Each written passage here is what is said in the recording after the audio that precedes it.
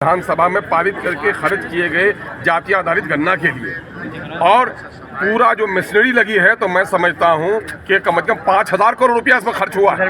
और मसला ये हुआ है कि अभी जो रिपोर्ट सामने में आई है वो कच्चा मकान, पक्का मकान, आए पढ़े लिखे लोग तो जाने दीजिए। बिहार में सरकारी नौकरियां 20,49,000 है, उसमें एससी की हिस्सेदारी होती है 4,11,000 की, उनको 2,91,000 नौकरी दी गई।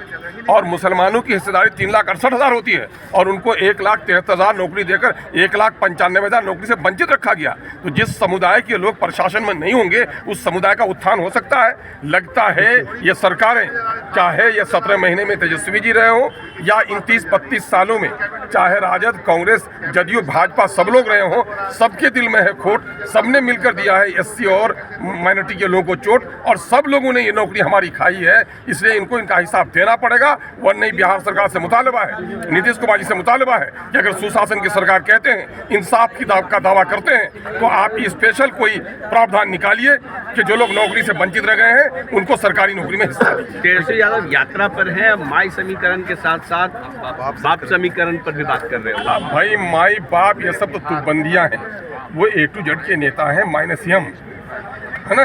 माइनॉरिटी की उनको जरूरत नहीं है, बड़े नेता वो बन गए हैं, अब यात्रा में गए हैं। ये लोग अवसरवादी हैं, ये लोग अवसर चाहते हैं, गद्दी में बैठना। जिस माई के सहारे लंबे अरसे तक उन्होंने सियासत की है, उस माई की दुर्गत क्या है मैं तो ये बता रहा हूँ कि जिनकी नौकरी 3,68,000 होनी थी, इन 30-35 सालों में उनकी नौकरी 1,73,000 देकर 1,95,000 से वंचित रखा गया।